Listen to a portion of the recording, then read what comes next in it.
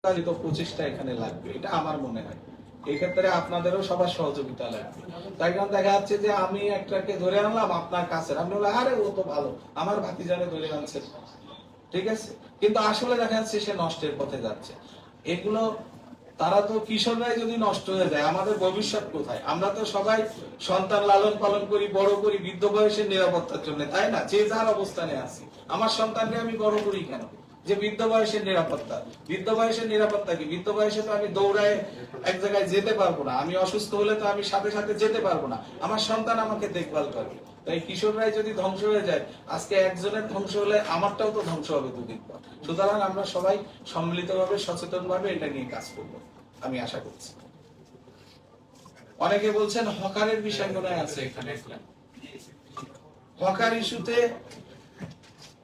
আমার একটাই বক্তব্য যে হকার ইস্যু, হকার যদি থেকে থাকে, তারাও ধরেন এখানে যেমন নারায়ণগঞ্জে প্রচুর হকার ছিল, এই হকার যখনই আমরা উচ্ছেদ করতে যেতাম তখনই দেখা যেত যে এর পিছনে মানে ওইখানকার প্রভাবশালী একটা চক্র আছে। ইভেন আমি বলতেই করবো না, ওইখানকার অনেক স্থানীয় সাংবাদিকরা উনরাও আছে, সবাই আছে, কেউ পক্ষে থাকে কেউ বিপক্ষে থাকে। তাই এইসব বিষয়গুলো নিয়ে আপনাদের সাথেও আমি মনে করি পরবর্তীতে আমরা ইন্ডিভিজুয়ালি বসবো যে আসলে এটা কি করা যায়। শুধু আমি এককভাবে গেলাম, যার আবার দেখা যাচ্ছে 7টায় আঘাত লাগবে, সে পরদিন থেকে আবার এটার বিপক্ষ আচরণ করবে। শুধু তো এখানে হকার ইস্যুতে আমি একা পক্ষ না, শুধু পুলিশ গেল ধাক্কা দিল তা না, এখানে সিটি কর্পোরেশন আছে, এখানে সিটি কর্পোরেশন পৌরসভা আছে, সরি এখানে পৌরসভা আছে, এখানে জেলা প্রশাসন আছে, সবার সঙ্গে কথা বলে আমরা এই বিষয়গুলোতে ডিসিশন নেব। আশা করবো যে সবাই যদি একমত হয়, আমার পুলিশে গিয়ে ধাক্কাধাক্কি করতে তো আর সমস্যা নেই, তুলতে সমস্যা নেই। এবং এইসব ক্ষেত্রে যদি কোনো পুলিশও ইনভলভ থাকার চেষ্টা করে যে না আমি ওখান থেকে 2 পয়সা পাবো, খবরদার এগুলো করার মতো কোনো সুযোগ আমি মনে করি আমার সময় থাকবে না, চেষ্টা করবো আর কি। আর একটা বিষয় যেন এসেছে, ও সাংবাদিকদের ক্ষেত্রে লেভেল প্লেইং ফিল্ড। একটা কথা বলি, আপনারা এখানে মানে আমি কাউকে ছোট করি না, কিন্তু কিছু মানুষও আছে চার দোকানে বসে দেখানোর জন্য হইলো এসপি রে ফোন দেয়, দেখ বেটা এসপির সঙ্গে আমার খাতির আছে, ওই খাতির দিয়ে ও চার দোকানে বসে ফাও খাবে, এমন লোক আছে। অনেকে আসে আশপাশে দেখানোর জন্য, যে বেটা দেখেছিস আমি ফোন দিলে এসপি ফোন ধরে।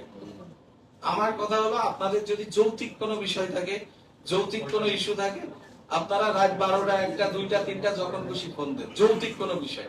কিন্তু আপনাদের একটা বিষয় মনে রাখতে হবে, একজন এসপি, আমি এই পোশাকটার নিচে একজন রক্ত মাংসের মানুষ, আমারও ঘুম আছে, খাওয়া আছে, আমারও শারীরিক বিশ্রামের প্রয়োজন আছে।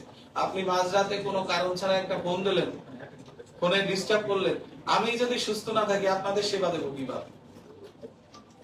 আপনি যৌক্তিক বিষয় হলে অবশ্যই আমাদেরকে ফোন দেবেন, এক্ষেত্রে লেভেল প্লেইং না, আমি সবারই ফোন ধরবো। কিন্তু অনেকে আছে, সে কোনো পত্রিকারও না, ইউটিউব চ্যানেল চালায়, তারা 3টার সময় ফোন দিলেন, আছে না? আপনারা আপনারাই বিবেচনা, এই ভাগটা আপনাদের করে ছাড়লাম। আমাদের লেভেল প্লেইং করতে এখানে আমি কাউকে চিনি না, আমার এখানে বাড়ি না, আমার আত্মীয় স্বজনও নেই, আমি এখানে প্রথম আসছি, আমার এই 20 বছর চাকরি, আর আমি এত বছর প্রায় বয়স 50-এর কাছে প্রথম আমি এই বেরিতে আসছি। সুতরাং এখানে আমার কাছে সবাই সমান, এখানে কারো মুখ দেখে আমার তারে বেশি গুরুত্ব দেওয়া আর মুখ দেখে চিনি না বলে তারে গুরুত্ব না দেওয়া, এরকম কোনো বিষয়ই নেই। শুধু আপনারাও বিবেচনায় রাখেন কোন বিষয়টা এসপি বা আমার পুলিশকে ফোন করা যায় বা যায় না। ওসিদের ক্ষেত্রে কিছু বিষয়ে আপনারা অবজেকশন দিয়েছেন যে কিছু ওসি ফোন ধরে না, মামলা নেয় না।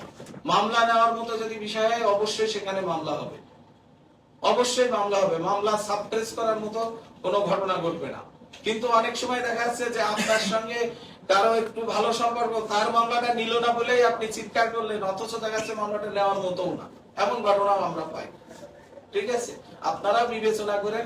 আর যদি কেউ অহেতুক মানুষকে হয়রানি করে, আমি বলবো আমার ফেনীবাসী, যেহেতু আমি এখন এখানকার এসপি হিসাবে যোগদান করেছি, এই ফেনীবাসীকে কেউ অহেতুক হয়রানি করবে, তাকে তার ন্যায্য আইনগত সেবা দেবে না, ক্লিয়ারেন্সে টাকা নেবে, মাদকে ছড়াছড়ি হবে, এখানে কিশোর গ্যাংয়ের উৎপাত বেড়ে যাবে এবং পাবলিক ঘুমাতে পারবে না, এমন কোনো কিছু ঘটবে বা খুব বেশি মাত্রায় ঘটবে, আর আমরা বসে থাকবো, এইটা ভাবার কোনো অবকাশ নেই। সবাইকে ধন্যবাদ। আমার কথায় প্রথম দিন আমি হয়তো কিছু মানে হয়তোবা আপনাদের কাছে অত সুন্দরভাবে বলতে পারিনি। ভবিষ্যতে আপনাদের কোনো ইস্যু থাকলে, যৌক্তিক ইস্যু থাকলে আপনারা আমার সঙ্গে আমার রুমেও আসতে পারবেন, কোনো সমস্যা নেই। আমার দরজা আপনাদের জন্য খোলা আছে। ধন্যবাদ সবাই।